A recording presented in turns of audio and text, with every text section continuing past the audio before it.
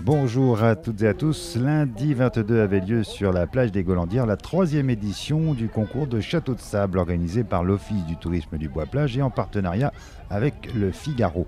Je vous propose d'écouter Marlise Parlito, présidente de l'Office du tourisme de la commune, qui nous dresse l'historique de cette manifestation. À l'occasion des 100 ans, nous avons voulu mettre en place ces jeux populaires gratuits, sponsorisés par le Figaro bien sûr. Nous sommes aujourd'hui la seule plage de France à avoir la chance de pouvoir préparer ces jeux.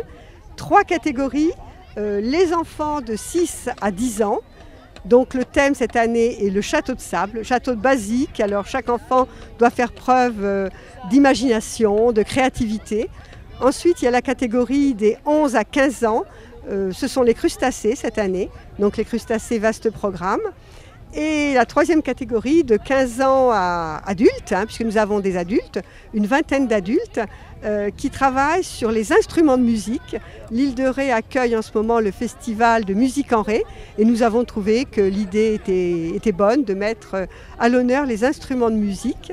Nous avons aujourd'hui environ plus de 100 personnes qui participent et c'est vraiment un grand bonheur avec ce beau soleil de voir les familles prêtes dès ce matin, armées de seaux, de pelles, envahir la plage et passer un moment de simple, de créativité sur l'environnement paisible, ensoleillé de notre plage des Golandières. Pour être exact, ce sont 110 personnes qui ont participé à cette 3e édition du concours de château de sable. Une animation gratuite donc qui prouve, s'il en était besoin, que la commune du Bois-Plage regarde vers l'avenir tout en respectant la tradition, comme nous le précise monsieur le maire Jean-Pierre Gaillard. Oui, nous sommes attachés à la tradition, d'autant plus que nous sommes dans un village où il y a énormément d'enfants, beaucoup de terrains de camping, il y a également toutes ces plages qui font que, priorité aux enfants et aujourd'hui en particulier, priorité avec les châteaux de sable, respect de la tradition. Et au bout d'1 heure et demie, les jeux sont faits, les pelles, seaux, râteaux et autres instruments doivent être posés sur le sable et les résultats vont être annoncés. On va commencer par récompenser dans la catégorie adulte, donc les instruments de musique.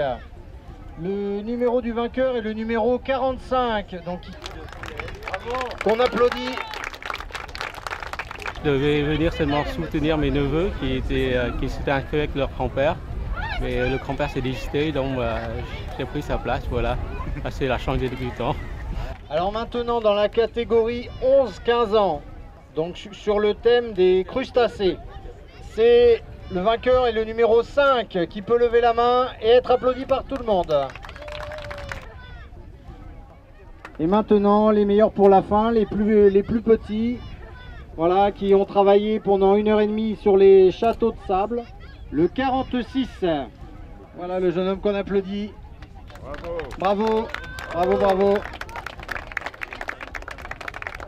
En ce lundi matin sur la plage des Golandières, les grands comme les petits se sont donc retrouvés pour créer des œuvres éphémères et passer un très bon moment sous le soleil du Bois-Plage. De quoi remplir leur tête de souvenirs inoubliables.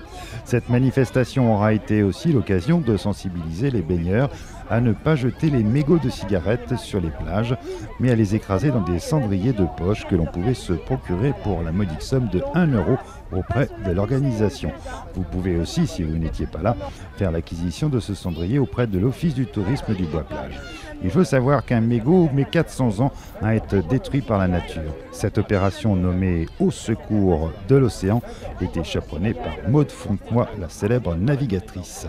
Je n'attendrai pas 400 ans pour vous retrouver puisque je vous donne rendez-vous la semaine prochaine pour une nouvelle édition Un jour au Bois-Plage. En attendant, je vous souhaite un très bon séjour au Bois-Plage.